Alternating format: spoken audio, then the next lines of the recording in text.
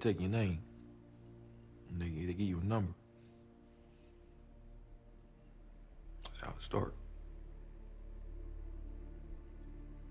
I was the best, though. Yeah, you were. I was, bro. But I never got a chance to prove that.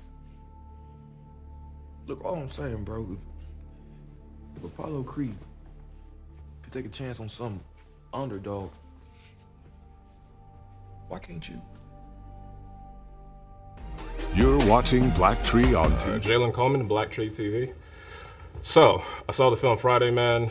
Really phenomenal. I think this should be in talks of like best actor, director, directorial debuts. Thank you, man. Appreciate no, man, you really, I love the anime influences you had in it. I think the choices you made are really bold. So, again, really loved it. Thanks, I feel like people often forget that you were a child actor first. Okay.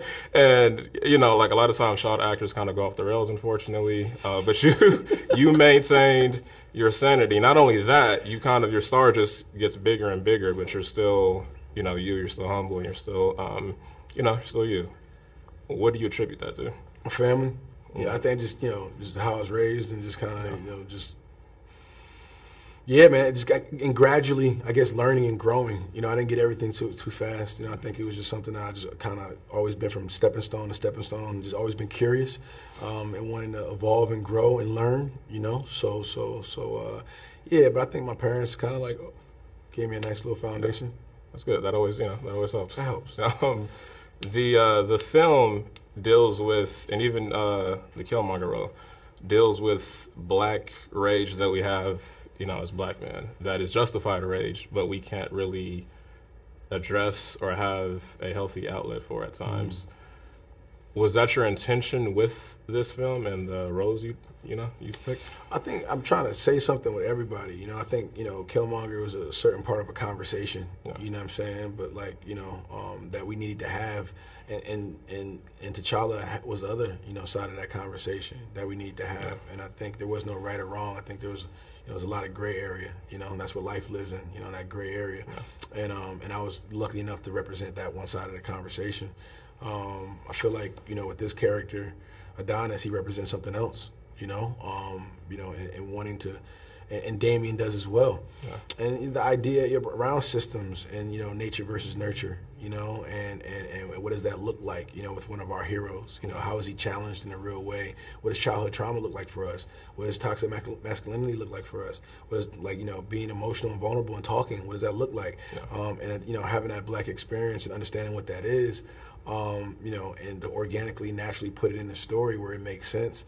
What does black love look like? You know what I'm saying? What is, you know, what does that family look like? What does the black ASL family look like? You know, there's so many, you know, tropes that are in there that I kind of wanted to talk about, and we got a chance to organically do that. Is there something else you want to tell me? Dee, you have got to open up at some point. I don't know what else to tell you. I need to understand what is going on. Some sad story? You trying to feel sorry for me or something? No, I don't want to feel sorry for you. I want to understand you. I want to know what is going on with you in my house. I don't want to talk about anything. I've been trying to forget it. It's dead. Leave it, let it lie. Not talking about that shit no more.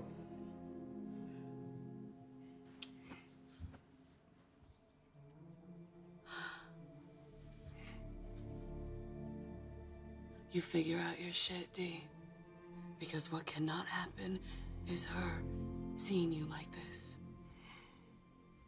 Do you understand?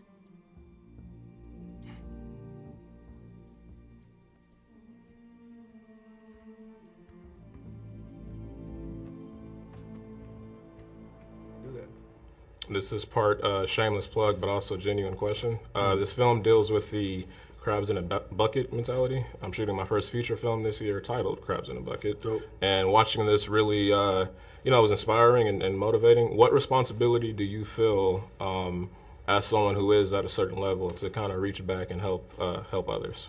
Oh man, well, if you know me, you know that's what I'm about. You know, it's you know, creating vehicles for other people, trying to create opportunities, you know what I'm saying, for other people. Like, I enjoy putting people on, you know what I mean, and putting them in position to win.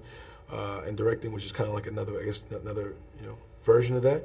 trying to get the most out of people and bring the best out of them. I think is something that I enjoy doing. And the next generation, man, they're the future, man. They're supposed to fix things. Absolutely. They're supposed to help us. You know what I'm saying? So, but leading by example and being a good role model is like, it's part of the gig too. It's part of who I am. So I just try to make best decisions that I can and be mindful of that. And that's the most important thing. Well, I'm looking forward to everything you have in the future, man. More directing and absolutely. Appreciate it, bro. Absolutely.